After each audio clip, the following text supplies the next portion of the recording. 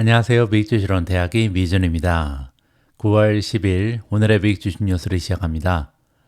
오늘도 변함없이 미국 주식 투자의 정석을 지키고 있는 미준에 오신 것을 환영합니다. 오늘은 아주 오래간만에 미준 채널과 뗄래야 뗄 수 없는 관계에 있는 시킹알파 관련해서 두 가지의 소식을 먼저 여러분들과 공유할까 합니다. 제가 한 2시간 전에 커뮤니티 탭을 통해서 다음과 같은 글을 여러분들과 공유했는데요. 먼저 첫 번째로 시킹알파 프리미엄 멤버십의 연간 가입비가 다가오는 10월 1일부터 $299로 올라갈 예정입니다. 시킹알파가 비즈니스가 괜찮은 것 같습니다. 최근에 알파픽이 대박이 났거든요. 그러면서 조금 시킹알파에 대한 명성이 위상이 올라갔다고 보시면 되고요. 그래서 전반적으로 가격을 상향 조정하는 이런 모습을 볼 수가 있겠습니다. 그래서 지금 가격에서 상당히 많은 폭으로 $299면 적지 않은 돈이죠. 그래서 지금 좀 저가에 가입하실 수 있는 기회를 좀 활용하셨으면 하는 마음을 가지고 있고요. 또 한 가지 소식은 프로모션이 진행이 됩니다. 오늘 9월 10일부터 9월 18일까지 한가위 맞이 프로모션이 진행이 되는데요. 현재 가격에서 10% 추가 할인을 받으실 수가 있고요. 그렇게 되면 12개월 연간 가입비가 $214까지 떨어지죠. 그리고 또 한 가지 시킹알파가 제공하는 별도의 유료 프로그램 알파픽이 선정한 두 종목을 무료로 공개한다고 합니다. 그래서 한 가지의 추가적인 혜택이 있으니까요. 이번에 $214로 1년 구독을 하시고 또 두 종목의 추천 종목을 파악하실 수 있는 기회를 놓치지 말도록 당부 말씀드립니다. 한 가지 더 참고 말씀드리면요. 기존의 시킹알파 프리미엄 멤버십을 가지고 계신 분들께서는 프로모션 혜택을 기본적으로 받으실 수가 없습니다. 왜냐면요. 여기 제가 올려놓은 링크를 클릭하시면 처음에는 이제 프로모션 페이지로 이동하는 것 같은데 엉뚱한 페이지로 다시 가게 되거든요. 따라서 만약에 여러분들께서 시킹알파 프리미엄 멤버십을 이미 가지고 계신 분들께서는요. 프로모션 페이지로 이동하기 위해서는 한 가지 조치를 하셔야 되는데요. 여기 오른쪽 상단을 보시면 작은 아이콘이 있는데요. 여기를 클릭하시면 메뉴가 쭉 뜹니다. 가장 아래쪽에 사인아웃이 있잖아요. 사인아웃을 클릭하셔서 로그아웃을 하시고 그리고 나서 같은 링크를 클릭하시면 프로모션 페이지로 이동하실 수 있다. 이러한 팁을 드리도록 하겠습니다. 그리고 또 한 가지 프로모션 혜택을 받으시기 위해서는요. 이전에 가입하실 때 사용하지 않으셨던 새로운 이메일 주소로만 프로모션 가입이 가능하시니까 이 점을 유의해 주셨으면 합니다. 자, 그러면 10월 1일부터 $299로 가격이 상승하기 전에 많은 분들께서 시킹알파와 함께 해주시길 바라면서 9월 10일 오늘의 미국 주식 뉴스 바로 시작합니다. 오늘도 어제 미국 증시의 시황부터 정리하도록 하겠습니다. 가장 먼저 S&P 500 맵을 보시면요. 간만에 아주 기분 좋은 색으로 물들어 있습니다. 빨간색을 거의 찾아볼 수 없을 정도로 일제히 모든 종목이 상승을 했는데요.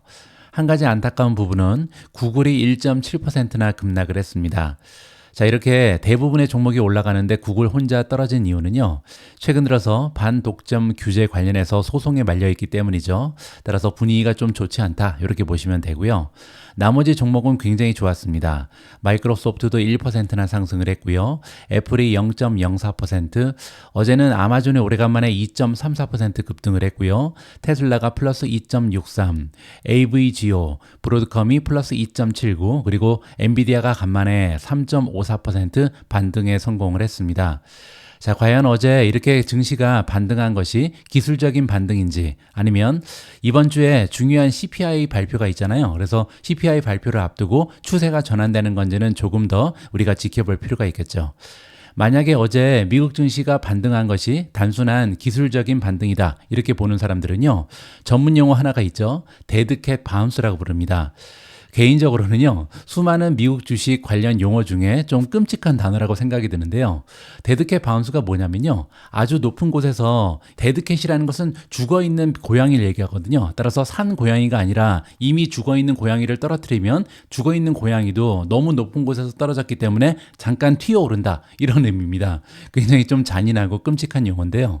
어쨌든 데드캣 바운스가 의미하는 것은 뭐냐면요, 이미 이 주식들은 다 죽은 주식이다. 따라서 좋지 않은 추세를 보이는 주식인데 너무나 많이 떨어졌기 때문에 너무 높은 곳에서 떨어졌기 때문에 잠시 반등하는 것이다. 이러한 용어라고 이해가 가능합니다. 자, 어쨌든 어제 주식시장의 반등이 과연 데드캣 바운스인지 아니면 추세 전환인지는 조금 더 관심을 가지고 팔로우업을 해야 될 것 같습니다. 어제 S&P 500은 플러스 1.16 그리고 나스닥도 플러스 1.16이었습니다. 따라서 3대 지수가 모두 사이좋게 비슷한 수준으로 반등에 성공했다. 이렇게 보시면 되고요. 비트코인 역시도 57,200을 찍으면서 3.67% 반등에 성공을 했습니다. 어제는 소형주도 올라갔는데요. 0.3% 소폭으로 올라가면서 2097까지 러셀 2000 지수가 상승을 했다. 따라서 어제는요. 모든 주식이 한꺼번에 올라가는 기분 좋은 추세였다. 이렇게 보시면 됩니다. 미주온 타픽 역시도 굉장히 좋은 성적표를 제출했는데요. 밑에 보시면 한 종목, 두 종목이 떨어졌죠. 나머지 종목은 모두 그린색을 보여주고 있습니다. 일단 S&P 500 편입 소식이 발표된 팔란티어가 무려 14.08% 급등을 했고요. 두 번째로 B2가 플러스 13.84%, TSMC 플러스 3.80, 비트코인이 플러스 3.61, 엔비디아 플러스 3.54, 이머전 플러스 3.34, AMD 플러스 2.83, 브로드컴 플러스 2.79, 테슬라 플러스 2.63, 제타 플러스 2.59, 앱 러빈 플러스 2.06, 마이크로소프트 플러스 1.00, 메타가 0.9% 올라갔고요. 그 밖에도 TNA가 플러스 0.78, 우버 플러스 0.32, iShares 러셀 2000 ETF가 0.28% 소폭으로 상승했습니다. 반면 두 종목이 떨어졌는데요. 첫 번째로 아이트론이 마이너스 0.05, 두 번째로 알파벳, 구글이 1.33% 떨어지면서 가장 추세가 좋지 않았다. 이렇게 마무리가 가능합니다. 오늘도 거시적인 이야기로 좀 방송을 시작해 볼까 합니다. 제가 어제 방송에서요. 상당히 오랜 기간 동안 지속됐던 장단기 국채금리의 역전 현상이 드디어 정상화됐다. 그런데요, 미국 주식의 역사를 보면 이렇게 장단기 국채금리의 역전 현상이 해소되고 나면 여지없이 10중 8구의 확률을 가지고 리세션이 따라왔다. 좋지 않은 소식을 여러분들께 전달을 해드렸죠. 이 방송을 보시고 몇몇 구독자분들께서요, 조금 더 자세한 내용을 요청하셨습니다. 그래서 오늘 방송에서도 수익률 곡선과 폭락장의 상관관계에 대한 이야기를 좀 풀어드릴까 합니다. 거시경제학에서 수익률 곡선은 경기 침체 가능성을 예측하는 데 사용된다라고 시작하고 있습니다. 여기 중요한 단어 하나 나오는데요. 수익률 곡선이죠. 영어로는 yield curve라고 부르고요. 이 수익률 곡선을 어떻게 그리냐면 장기 국채 수익률 빼기 단기 국채 수익률을 가지고요. 이 지점을 계속해서 점으로 연결하는 겁니다. 여기서 얘기하는 장기 국채라는 것은 보통 10년물을 얘기하고요. 단기 국채라는 것은 보통 2년물을 얘기합니다. 따라서 10년물 국채 금리 빼기 2년물 국채 금리 이렇게 해서 그 지점을 계속 선으로 연결하면 그게 바로 수익률 곡선이다. 이렇게 보실 수가 있고요. 수익률 곡선이 역전되면 단기 수익률이 장기 수익률보다 높다는 뜻인데 지난주까지만 해도 2년 넘게 이런 현상이 지속됐다. 어제 방송에서 제가 설명드렸죠. 역사적으로 수익률 곡선이 역전되면요. 경기 침체기에 접어들기 때문에 투자자들은 불안에 떨게 된다. 따라서 과거의 역사를 봤을 때 수익률 곡선의 역선 현상은 좋지 않은 신호다. 이렇게 보시면 되겠죠. 10년 만기 미국 국채 수익률에서 2년 만기 미국 국채 수익률을 빼면 수익률 곡선을 그릴 수 있다. 다시 한번 설명이 나와 있고요. 수익률 곡선이 장기간 마이너스였다가 플러스로 바뀌는 것은 비록 표본 크기는 작지만 경기 침체의 전조다. 어제 제가 말씀드린 부분을 다시 한번 설명하고 있습니다. 수익률 곡선이 장기간 역전된 후 이제 막 플러스로 전환되었으므로 거시경제 상황을 고려하는 것이 시기적절하다. 따라서 과거에 어떤 일이 있었는지 이 부분을 함께 살펴보자. 이렇게 지금 얘기하는 거죠. 지금 보고 계신 여기 화면에 그림 하나가 있는데요. 40년간의 수익률 곡선입니다. 지금 1980년이 여기고요. 그리고 2024년이 나와 있죠. 수익률 곡선은 보통 위로 올라가 있는 게 정상이죠. 왜냐하면 장기 국채 금리가 단기 국채 금리보다는 원래 높아야 정상이잖아요. 따라서 장기 빼기 단기는 보통 플러스입니다. 그런데 가끔씩 이렇게 밑으로 떨어지는 경우가 있고요. 이렇게 떨어지는 것을 장단기 국채 금리의 역전 현상이라고 부르는 거죠. 그리고 가장 최근에 2022년부터 2024년까지 굉장히 오랜 기간 동안 2년이 넘게 장단기 국채 금리가 역전됐었다. 이러한 사실을 우리가 살펴볼 수 있는 겁니다. 지난 40년을 되돌아보면요. 수익률 곡선이 장기간 역전된 후에 플러스로 전환된 경우는 단 3번에 불과합니다. 1989년, 2000년, 그리고 2007년 세 번밖에 없었거든요. 물론 이제 40년을 100년으로 넓히게 되면 조금 더 많은 경우가 발생되겠죠. 자, 어쨌든 가장 최근에 40년만 보면요. 세 차례 모두 경기 침체로 이어졌습니다. 100%의 확률이죠. 물론 이제 샘플이 3개밖에 없긴 하지만 굉장히 높은 확률로 리세션이 발생했다. 이렇게 보시면 됩니다. 자, 그런데 한 가지 사실이 있는데요. 시차가 다행했다. 따라서 장단기 국채의 역전 현상이 일어나고 다시 정상화됐다고 해서 바로 경기 침체가 찾아온 것은 아니다. 이렇게 얘기하는 거죠. 첫 번째로 1989년 6월에는요. 수익률 곡선이 플러스로 전환됐습니다. 그리고 나서 1990년 말까지 약 20%나 하락하는 주기적인 약세장이 이어졌다. 여기 얘기하는 약세장이 바로 그 유명한 베어마켓이죠.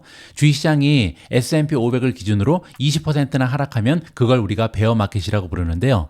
1989년 6월에는 수익률 곡선이 플러스로 다시 전환되고 나서 베어마켓이 찾아왔다. 굉장히 좋지 않은 역사적인 사실이 있는 겁니다. 자, 그런데요. 1989년 6월부터 10월까지 4개월 동안 S&P 500은요. 무려 10%나 추가적으로 상승을 했습니다. 그 얘기는 수익률 곡선이 역전됐다가 플러스로 전환된다고 바로 주식시장이 급락하는 것은 아니다. 이러한 사실을 우리가 살펴볼 수 있는 거고요. 자, 또 하나의 예를 보겠습니다. 수익률 곡선은 대금융위기 2007년 당시에도 약세장을 예고했습니다. 역전됐다가 다시 정상화됐다는 거죠. 그런데 그 신호가요. 7개월이나 빨랐고 S&P 500은 정점을 찍기 전에 10% 가까이 상승을 한 적이 있습니다. 따라서 그때 역시도 리세션이 발생하는데 상당히 오랜 기간이 걸렸다. 역전 현상이 해소됐다고 해서 바로 리세션이 찾아오거나 베어마켓으로 접어드는 것은 아니다. 이렇게 볼 수가 있겠죠.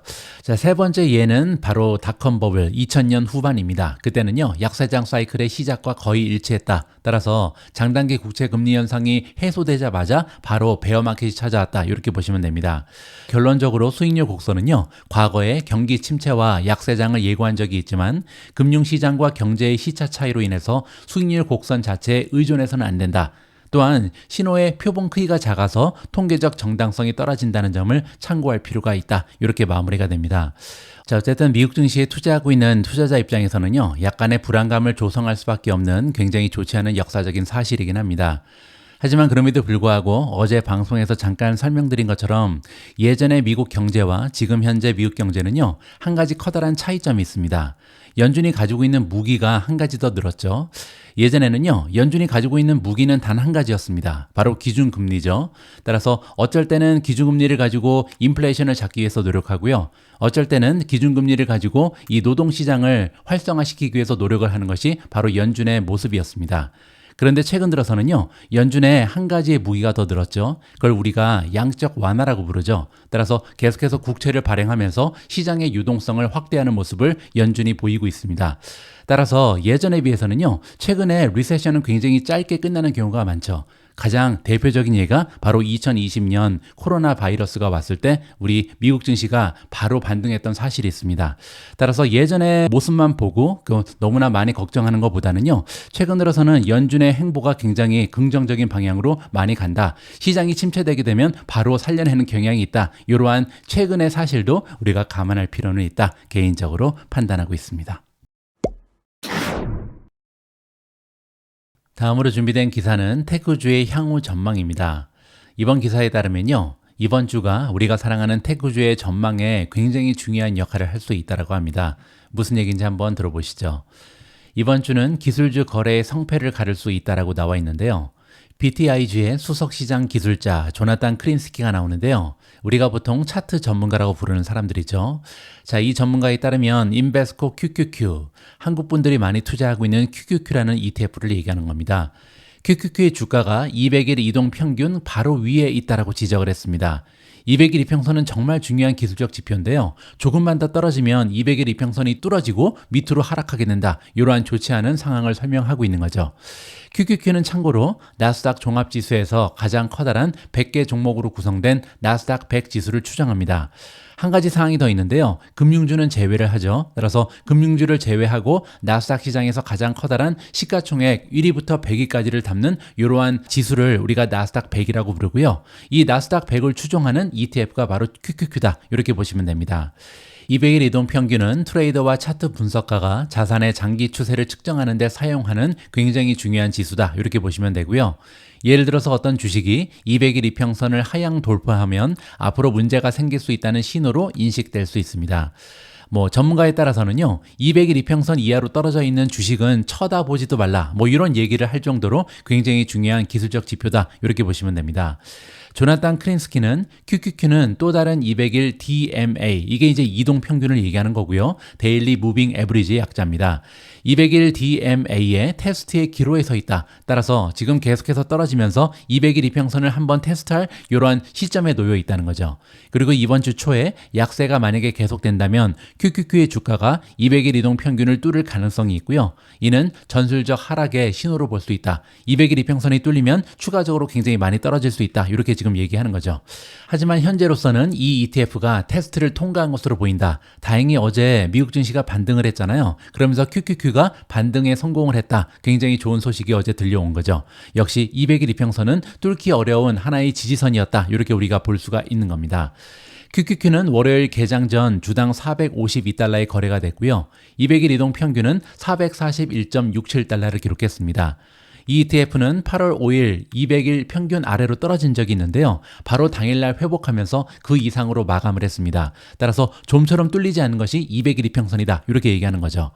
빅테크 위주의 ETF인 QQQ는요, 2023년 3월 10일 이후에 200일 이동 평균 아래로 마감한 적이 단 한 번도 없었다고 합니다. 그만큼 200일 이평선이 뚫린다는 것은 굉장히 좋지 않은 거고요. 자주 발생하지 않는 악재다. 이렇게 보시면 되겠죠. 따라서 과거 1년 반 동안 전혀 일어나지 않았던 일이 이번에 일어날 가능성이 있는데요. 그렇게 되면 장기적으로 굉장히 좋지 않은 추세가 발견될 수도 있는 거죠. 따라서 이번에 기술적 테스트는 굉장히 중요하다. 이렇게 보시면 됩니다.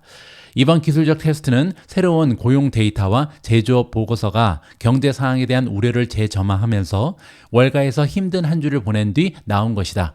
QQQ는 지난 한 주 동안 무려 5.8%나 급락을 했고요. 2022년 11월 이후 가장 커다란 주간 하락폭을 기록한 바가 있습니다. 그렇기 때문에 지금 추세가 너무나 좋지가 않은데요. 다행히 200일 이평선에서 반등에 어제 성공을 했다. 이렇게 보시면 되겠죠. 투자자들은 이번 주에 소비자 및 생산자 물가지수 등 시장을 움직일 수 있는 더 많은 데이터를 확인할 수 있다라고 나와 있습니다. 가장 중요한 것은 CPI겠죠. 이번에 발표되는 CPI가 만약에 굉장히 많은 폭으로 떨어지게 되면요, 인플레이션에 대한 걱정은 완전히 사라진다. 이렇게 보시면 되겠죠. 그렇게 되면 중요한 것은요, 연준은 그냥 경기만 부양하면 된다. 그리고 경제를 살리기 위해서 많은 툴을 가지고 있는 것이 연준이다. 이렇게 긍정적으로 해석이 가능할 것 같습니다. 자, 오래간만에 시킨알파에 오셔서 QQQ의 모멘텀을 살펴보도록 하겠습니다.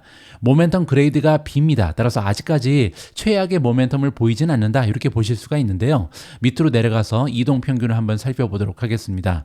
바로 여기죠. 10일 이평선은 무너졌습니다. 지금 주가는 10일 이평선 아래 2.41% 떨어져 있고요. 50일 이평선도 떨어졌죠. 3.67% 아래쪽에서 거래가 된다. 따라서 QQQ의 단기적인 추세는 굉장히 좋지 않다. 이렇게 보실 수가 있고요. 100일 이평선도 뚫렸습니다. 중기적으로도 1.57% 떨어졌기 때문에 좋지 않고요. 다행히 지금 200일 이평선이 441.70에 있는데 현재 주가에서 좀 버텨주고 있다. 2.89% 정도 주가가 올라가 있다. 이렇게 보시면 되겠죠. 한 가지만 더 확인을 해보도록 하겠습니다. 여기 5가지의 선이 있는데요. 첫 번째로 오렌지색이 바로 QQQ의 주가고요. 그리고 세 번째 나와 있는 분홍색이 50일 이평선입니다. 그러면요, 50일 이평선이 언제 뚫렸는지 이 부분을 잠깐 살펴보시죠. 자, 여기 있습니다. 오렌지색이 분홍색 아래로 떨어지는 시점이죠. 이게 바로 2024년 7월 24일이었습니다. 여러분들 기억하시겠지만 그리고 나서 8월달, 9월달에 주가의 흐름이 굉장히 좋지 않았잖아요. 따라서 정말로 기술적인 분석은 한 번쯤 우리가 참고를 할 필요가 있다. 왜냐하면 50일 이평선이 뚫리고 나서 미국 증시가 많은 폭으로 좀 흔들린 경향이 있었잖아요. 따라서 50일 이평선이 뚫렸을 때는요, 단기적으로는 앞으로 추세가 좋지 않은 가능성이 있구나. 이렇게 투자자가 참고할 필요가 있다는 것을 우리가 다시 한번 확인해 볼 수가 있었습니다. 이제 미국의 대선이 2달도 채 남지 않았습니다. 대선 날짜가 11월 5일이죠. 그래서 우리 투자자 입장에서도요, 과연 민주당이 또 한 번 승리할지 아니면 이번에는 공화당이 대통령직을 가져갈지 굉장히 많은 관심이 집중되고 있습니다. 그래서 오늘 방송에서는요, 민주당 혹은 공화당이 크게 승리할 경우 우리가 꼭 보유해야 할 추천주 10종목을 함께 살펴보고자 합니다. 자, 여기 제가 반전주의라고 써놨잖아요. 이 기사 끝까지 읽어보시면 굉장히 재미있는 반전이 들어가 있습니다. 함께 읽어보시죠. 11월 대선이 불과 몇 주 앞으로 다가온 가운데 카말라 해리스와 도널드 트럼프가 선두를 다투고 있습니다. 투자회사 오펜하이머는요, 어느 한 정당이 대통령직과 상하원을 모두 차지하면서 야심찬 의제를 통과시킬 파워를 구축하는 시나리오가 발생한다면 투자자들에게 가장 커다란 영향을 미칠 것이다 라고 주장하고 있습니다. 일단 공화당이 승리하면요, 법인세는 낮아지겠죠. 그리고 반도체 규제가 완화되면서 월가 그리고 대기업 등의 혜택이 돌아갈 수 있다. 따라서 주식 투자자 입장에서는 공화당이 승리하기를 조금 바랄 수 있는 이러한 배경이 숨어져 있습니다. 하지만 민주당이 승리해도 우리에게 희망은 있습니다. 오펜하이머에 따르면요, 민주당이 만약 승리하게 되면 미국인들이 친환경 기술에 더 많은 지출을 할 가능성이 높고요. 저소득층 소비자들의 주머니에 더 많은 돈이 들어올 것이라고 주장합니다. 따라서 수혜주는 있기 마련이다, 이렇게 보시면 되고요. 물론 상원 및 하원 선거에도 더 많은 경합이 지금 예상되고 있기 때문에 한 정당의 싹쓸이 가능성은 상대적으로 낮아 보일 수 있다고 합니다. 하지만 그럼에도 불구하고 투자자들은요, 2016년과 2000년의 치열한 선거가 한 정당이 백악관과 의회를 모두 장악하는 것으로 끝났다는 역사적인 사실을 기억하는 것이 좋다. 얼마든지 발생할 수 있는 일이다. 이렇게 얘기하는 거죠. 그리고 화요일의 토론, 오늘 있을 토론은요, 여전히 선거의 모멘텀을 바꿀 수 있는 큰 와일드 카드가 될 수 있다. 오늘 방송을 꼭 지켜볼 필요가 있다. 이렇게 얘기하고 있습니다. 오펜하이머가 선정한 11월에 어느 한쪽이 압승을 거둘 경우 가장 커다란 수혜를 입을 것으로 예상되는 종목 10가지를 여기에 표로 깔끔히 정리를 해놨습니다. 자, 위에는요, 리퍼블리칸, 즉 공화당이 승리하면 수혜를 받을 수 있는 5종목이고요. 아래쪽은요, 민주당이 승리할 경우 수혜를 입을 수 있는 5종목이 기술이 되고 있습니다. 가장 위쪽을 보시면 일단 공화당인데요. 트랙터 서플라이라는 종목이 가장 많은 수혜를 받을 수 있다. 두 번째로 골드만삭스, 세 번째 테슬라가 나옵니다. 네 번째 애플, 다섯 번째는 AT&T가 추천이 되고 있고요. 반면 민주당이 계속해서 승리를 하게 된다. 이렇게 되면요, 파이브 빌로우, KKR, 선런, 앱러빈, 그리고 컴캐스트가 수혜를 받는 종목이다. 이렇게 이번 기사에서는 알려주고 있습니다. 오펜하이머의 의견이고요. 자, 여기에서 몇 가지만 좀 설명을 들어보도록 할 텐데요. 일단 친환경 에너지 부분에서 공화당이 만약에 휩쓸게 되면 테슬라가 많은 혜택을 받을 수 있다, 이렇게 주장하고 있거든요. 오펜하이머는요, 만약에 공화당이 정권을 잡으면 기업들이 새로운 친환경 기술에 투자하는 데 대한 추가적인 인센티브는 없을 가능성이 높다, 이렇게 주장하고 있고요. 하지만 이미 진행 중인 프로젝트에 대한 인센티브는 유지할 가능성이 높다, 이러한 의견을 밝히고 있습니다. 따라서 경쟁사들이 탄소 배출 제로에 대한 투자를 늦출 가능성이 있고요. 시장 점유율을 높일 수 있는 테슬라에 도움이 될 수 있다. 따라서 지금 현재 테슬라가 이쪽에서는 강자잖아요. 강자가 계속해서 더 기반을 확대할 수 있는 그런 여건이 마련된다, 이렇게 얘기하는 거죠. 반면 민주당이 휩쓸게 되면요, 선런이 수혜주다, 이렇게 주장하고 있는데요. 태양광 패널 설치 업체인 선런은 청정에너지에 대한 민주당의 공약 때문에 혜택을 받을 수 있다라는 의견입니다. 다음에는 테크놀로지인데요. 만약에 공화당이 승리할 경우 애플을 수혜주로 꼽고 있습니다. 왜냐면요, 바이든 해리스 법무부는 올해 초에 아이폰 제조업체의 기기가 외부 앱과 작동하는 방식을 너무 엄격하게 통제하고 있다, 이렇게 주장을 했고요. 반독점 소송을 제기한 바가 있습니다. 따라서 오펜하이머가 보기에는요, 공화당이 승리할 경우 투자자들이 반독점 문제와 인공지능에 대한 규제와 관련해서 더 가벼운 손길을 가질 수 있을 것으로 기대한다. 따라서 독점 규제가 완화될 것이다, 이렇게 주장하는 거죠. 따라서 지금 현재 소송에 휘말려서 주가가 흔들리고 있는 구글 역시도 수혜주가 될 수 있지 않을까, 이렇게 유추가 가능하고요. 다음에는 민주당입니다. 만약에 민주당이 승리하게 되면요, 앱러빈이 추천주로 지금 떠오르고 있는데요. 소프트웨어 개발자들이 앱으로 수익을 창출할 수 있는 방법을 찾도록 도와주는 회사가 바로 앱러빈입니다. 따라서 민주당이 압승할 경우 커다란 승지가 될 수 있다. 자, 이런 얘기가 왜 나오냐면요, 오펜하이머가 보기에 민주당은 검색 부분 그리고 소셜미디어에 대한 통제권을 포기하도록 메타나 구글 같은 대형 기술 플랫폼에 계속해서 압력을 가할 가능성이 높기 때문입니다. 따라서 이러한 규제에 구글 그리고 메타가 시달리면서 반면에 앱러빈이 수혜를 받을 수 있다, 이렇게 지금 주장을 하는 거죠. 자, 다음에는요, 굉장히 재미있는 걸 하나 보여드릴 텐데 여기에서 이제 반전에 주의를 해주시기 바랍니다. 4년 전에 추천됐던 바이든 추천주가 있거든요. 때문에요. 과연 4년 전에 추천됐던 바이든 추천주는 지금까지 어떠한 수익을 올렸는지 이 부분에 대한 설명을 좀 드려볼까 합니다. 기사 하나를 잠깐 보여드리죠. 4년 전 11월 3일 날 발표된 기사이고요. 2020년이죠. 그때도 19개의 종목을 바이든 추천주로서 지금 추천하는 기사거든요. 자, 이러한 19개의 추천주가 지금까지 어떤 성적을 거뒀는지 여기에 제가 좀 정리를 해봤습니다. 자, 일단은요, 시장의 평균 수익률을 살펴보도록 하겠습니다. 스파이 같은 경우는 S&P 500을 추종하는 ETF죠. 4년 동안 46.15% 올라갔습니다. 2021년 1월 1일부터 지금까지 수익률이다. 이렇게 보시면 되고요. QQQ는 44.85% 올라갔습니다. 따라서 QQQ도 그렇고 스파이도 그렇고 45% 정도 올라갔다. 이렇게 보면 되겠죠. 자, 일단 첫 번째로 굉장히 황당한 역사적인 사실을 여러분들과 공유하고 싶은데요. 여기 나와 있는 19종목의 바이든 수혜주 중에 많은 종목이요. 지난 4년간, 그러니까 2021년 1월부터 지금까지 마이너스 수익을 보였습니다. 첫 번째로 테슬라가 8.06% 떨어졌고요. 세 번째로 캐노피 그로스가 무려 마이너스 97.9%, 그리고 아홉 번째를 보시면 텔라닥이 마이너스 96.4%고요. 아메리칸 워터 웍이 마이너스 4.86, 그리고 월트 디즈니가 51.24%나 폭락을 하면서 19종목 중에 지금 5종목이죠. 5종목이 마이너스 수익을 거두는 굉장히 황당한 사건이 발생을 한 거죠. 따라서 수혜주라 그래서 무조건 믿어서는 안 된다. 이러한 사실을 볼 수가 있고요. 자, 두 번째로요. 얼마나 많은 종목이 시장의 수익률을 이겨냈는지 이 부분을 살펴볼 텐데요. 제가 오렌지색으로 하이라이트를 해놨습니다. 아까 시장의 수익률은 44%에서 46% 정도 됐었죠. 따라서 ETF에 투자했으면 우리가 지난 4년간 45% 정도의 수익을 올릴 수 있었는데요. 보시는 것처럼 단 5종목만이 45%를 넘겼습니다. 일단 캐터필러가 플러스 83.5%, 유나이티드 헬스가 플러스 69%, 그리고 6번하고 7번을 보시면요. 우리가 잘 모르는 종목이긴 하지만 SHW 그리고 SUM이 각각 48%, 80%의 성적을 올렸습니다. 그리고 나서 버크셔 해스웨이가 98.2% 올라가면서 가장 좋은 성적을 19개의 종목 중에서 보였다. 이렇게 보시면 되겠죠. 그리고 나머지 종목은요. 모두 시장의 평균 상승률인 44에서 46에 미치지 못하는 굉장히 초라한 성적을 제출하고 있습니다.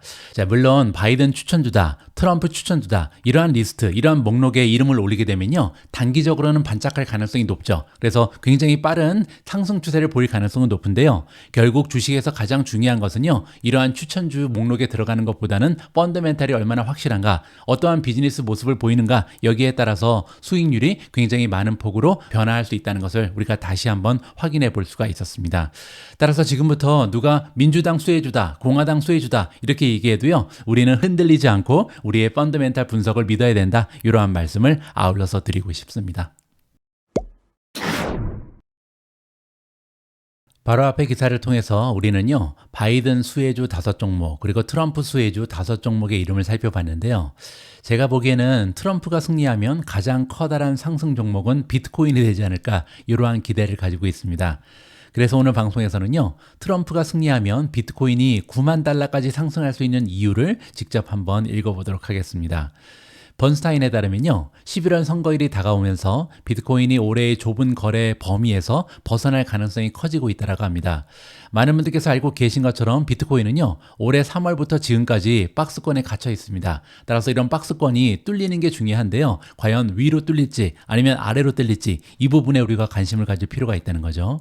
비트코인은 3월 사상 최고치를 기록한 이후에 올해 대부분 기간 동안 5만 5천 달러에서 7만 달러 사이에 머물렀으며 11월 5일 미국이 차기 대통령을 결정할 때까지 이러한 보합세를 유지할 가능성이 높다. 박스권에서 탈출하지 못할 것이다. 이렇게 지금 얘기하는 거죠. 번스타인의 애널리스트 가우탐 추가니가 나오는데요. 도널드 트럼프 전 대통령과 카말라 해리스 부통령 중 누가 당선됐냐에 따라서 대선 결과가 비트코인 가격에 상당한 영향을 미칠 수 있다. 이렇게 주장을 하고 있습니다. 두 정치적 결과 사이의 격차가 클 것으로 예상한다. 따라서 누가 대통령이 되냐에 따라서 비트코인의 미래는 굉장히 많은 폭으로 변화할 수 있다. 이렇게 지금 얘기하는 거죠. 만약에 트럼프가 승리하게 되면요, 비트코인은 다시 최고치를 경신할 것으로 예상이 되고 있고요. 4분기에는 비트코인이 8만 달러에서 9만 달러에 근접할 것이다. 이렇게 과감한 예상을 제시합니다. 하지만 만약에 해리스가 승리하게 되면요, 비트코인은 현재 바닥인 5만 달러를 돌파하고요. 2023년 4분기 비트코인의 ETF 모멘텀이 시작할 때와 같은 3만에서 4만 달러까지 떨어질 것이다. 이러한 예측을 제시하고 있습니다. 스탠다드 차타드 역시도 트럼프가 승리하게 되면요, 비트코인이 15만 달러까지 올라갈 것이다, 이렇게 대담한 전망을 안긴 적이 있고요. 따라서 트럼프와 비트코인은 상관관계에 있는데 양의 상관관계다, 이렇게 보시면 되겠죠. 트럼프는 실제로 지난 여름 동안 암호화폐 업계에 큰 관심을 표명했습니다. 그는 올해 내슈빌에서 열린 비트코인 컨퍼런스의 기조 연설자로 나서서 자신이 만약에 당선되면요, 게리 젠슬러 미국 증권거래위원회 SEC 위원장을 해임하겠다, 뭐 이런 얘기도 했거든요. 그러면서 이제 친암호화폐 후보로 자리매김을 했다. 따라서 트럼프 이꼴 비트코인이다, 뭐 이러한 이미지를 형성하는 데 성공을 했죠. 반면 해리스는요, 암호화폐에 대한 공개적인 견해를 밝히지 않고 있습니다. 많은 암호화폐 업계의 관계자들은 최근에 해리스 후보가 비트코인이나 암호화폐에 대해서 언급 없이 자신의 정책 입장을 공유했을 때 실망감을 감추지 못했다. 따라서 비트코인에 굉장히 열심히 투자하는 사람들 입장에서는 트럼프가 당선됐으면 하는 바람을 가질 수도 있다, 이렇게 유추가 가능하겠죠. 가우탐 추가니는요, 암호화폐 친화적인 선거 결과와 긍정적인 규제 환경은 가격에 반영되지 않았다. 따라서 아직까지도요, 트럼프 대통령이 당선될 확률이 확실하지가 않기 때문에 이러한 규제 환경의 변화라든지 아니면 트럼프가 당선되면서 이 암호화폐 친화적인 정책을 펼칠 것에 대한 미래는 가격에 반영되지 않았다는 거죠. 따라서 당선 확률이 완전히 올라갈 때까지 변화하지 않을 것이다, 이러한 주장이라고 보시면 됩니다. 오늘날 암호화폐 시장은 가장 어려운 거시적 환경과 규제 환경 속에서 살아남은 이야기를 가지고 있다. 오늘날 비트코인이 지난 12개월 동안 112%나 상승했다는 사실은 탈중앙화 디지털 자산의 근본적인 회복력, 그리고 최근 ETF의 성공을 입증하는 증거다. 따라서 거시적인 상황이 좋지 않았음에도 불구하고 지금 1년 동안 100% 이상 올라갔잖아요. 따라서 비트코인은 이제 그 시대를 맞이하고 있고요. 만약에 트럼프가 승리하게 되면 완전히 천군만마를 얻는 이러한 입장이 된다, 이렇게 지금 설명이 가능하겠죠. 긍정적인 규제 환경은 금융기관과 은행의 참여에 대한 정책적 위험을 제거할 수가 있고요. 디지털 자산이 기관 자금 유입을 위해 기존 자산과 경쟁할 수 없게 막고 있는 핸디캡을 제거할 것이다. 따라서 트럼프가 당선하게 되면요, 점점 더 많은 금융기관 그리고 은행들이 비트코인에 투자를 시작할 것이다, 이렇게 지금 예측을 하고 있는 겁니다. 지난 3년간의 규제 이후 만약에 트럼프가 당선되면서 긍정적인 암호화폐 규제 정책을 펼치게 되면요, 다시 한번 혁신이 촉진되고 사용자들이 블록체인 금융 상품으로 돌아올 수 있게 될 것이다. 따라서 트럼프가 당선돼야 된다, 이러한 주장으로 보시면 됩니다. 오래간만에 비트코인의 모멘텀을 살펴보도록 하겠습니다. 26가지의 모멘텀 지표 중에 아직까지 13가지는 매도를 주장하고 있고요. 단 3가지만이 매수 의견을 주고 있다. 따라서 아직까지 모멘텀은 굉장히 좋지가 않죠. 자, 박스권을 보여드리겠습니다. 3월부터 지금까지 굉장히 긴 기간 동안 박스권에 갇혀져 있고요. 그리고 모멘텀이 계속해서 약화되는 모습을 보이고 있는데요. 그 얘기는 뭐냐면 가장 최고점이요, 조금씩 떨어집니다. 바로 여기에서 이번에는 72,000으로 그리고 한 68,000 조금씩 최고점이 하강 곡선을 그리고 있잖아요. 그리고 또 한 가지 저점 역시도 조금씩 떨어집니다. 따라서 최고점 그리고 최저점이 계속해서 하락하는 모습을 보이면서 비록 박스권에 갇혀 있지만 현재 모멘텀은 너무나 좋지 않다, 이렇게 정리가 가능하죠. 하지만 이러한 모멘텀이 즉시 상승될 가능성이 있는데요. 그건 바로 트럼프가 당선될 가능성이 높아진다면 비트코인이 신나게 달릴 수 있다, 이런 식으로 마무리를 해드리겠습니다. 오늘 마지막으로 준비된 기사는 엔비디아 관련된 소식이고요.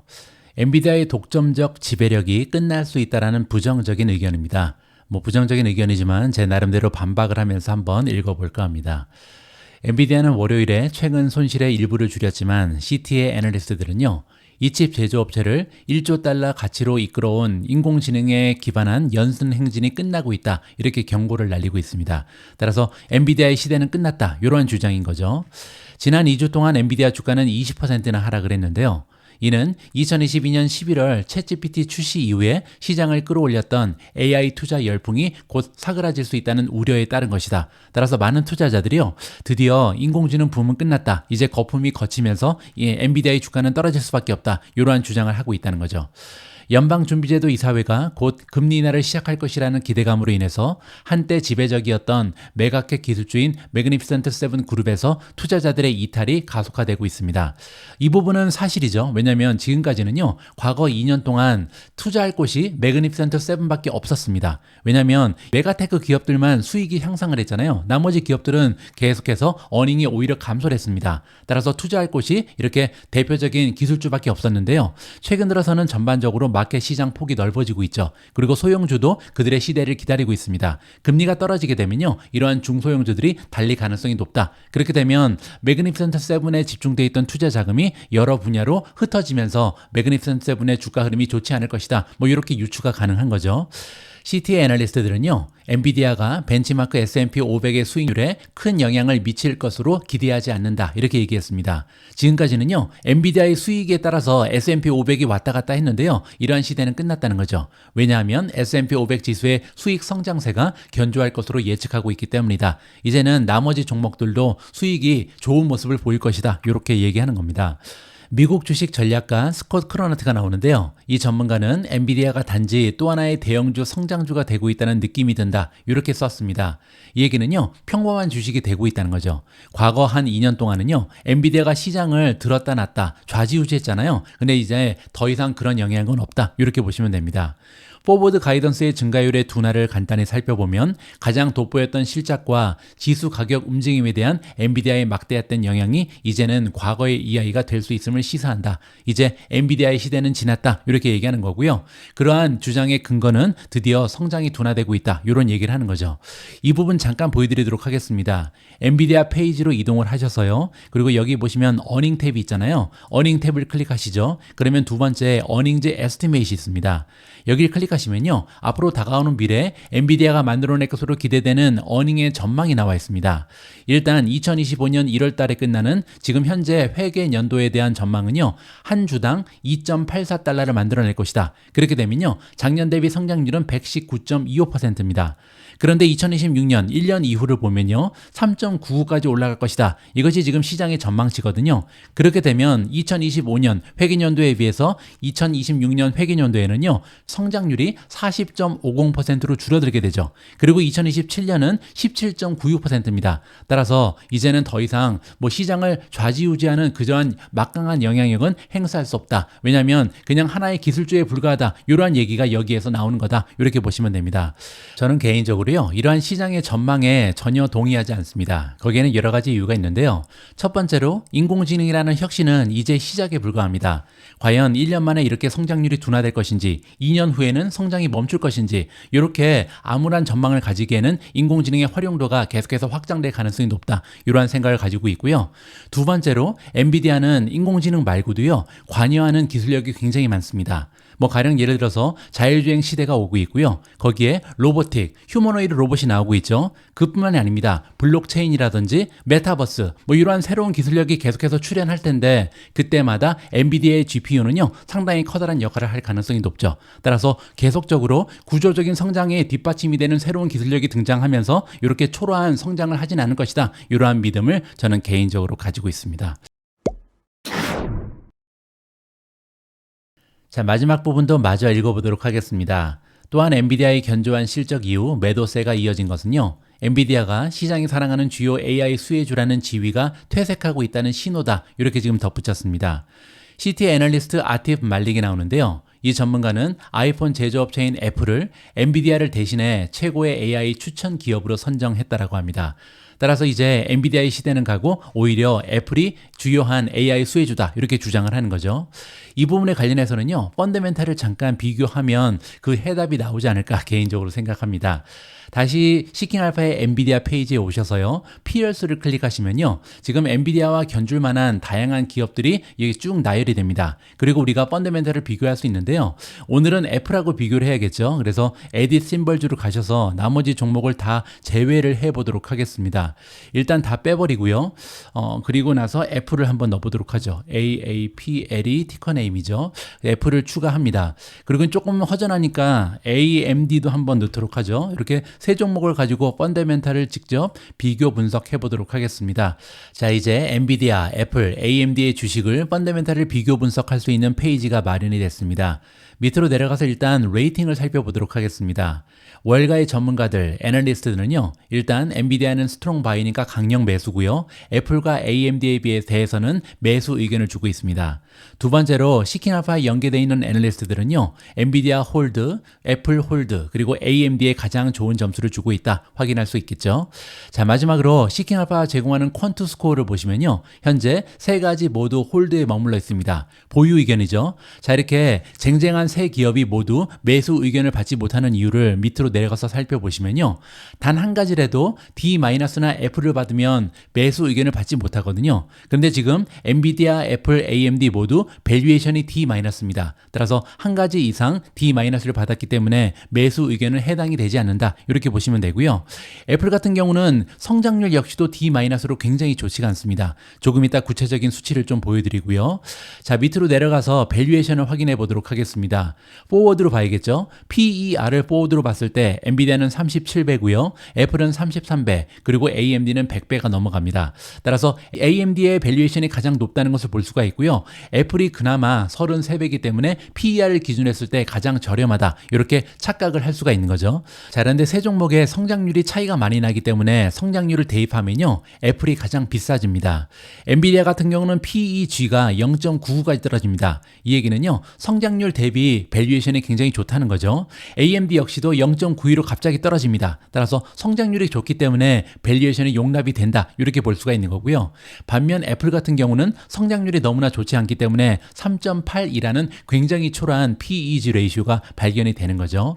이번에는 성장률을 보도록 하겠습니다. 먼저 과거 1년간의 매출 성장률은요, 엔비디아가 무려 200%를 육박하는데 이 부분은 우리가 무시를 하고요. 중요한 것은 과연 다가오는 1년 동안 어떠한 성장을 보일 것인가.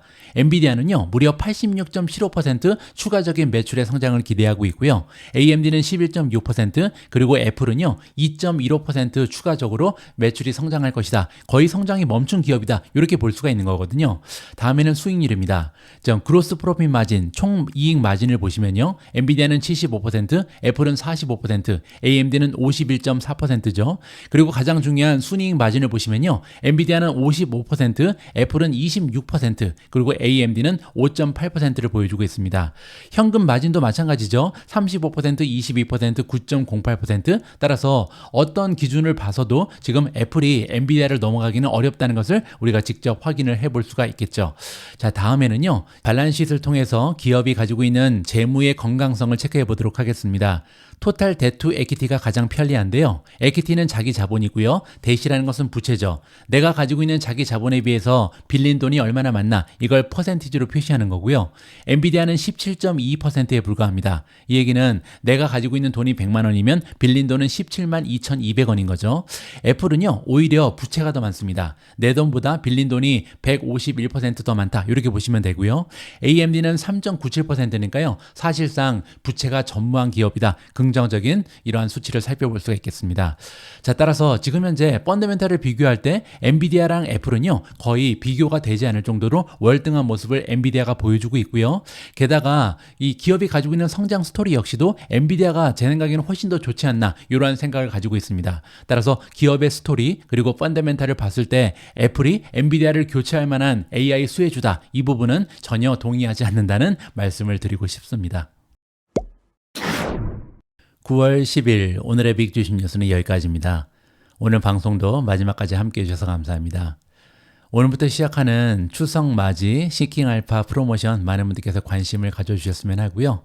10월 1일부터는 $299로 시킹 알파 멤버십 피가 올라갑니다. 따라서 이번 소중한 기회 꼭 잡으시라는 말씀을 드리면서 오늘 방송 마무리하도록 하겠습니다. 우리 모두가 미국 주식 투자로 은퇴하는 그날까지 다 함께 화이팅입니다.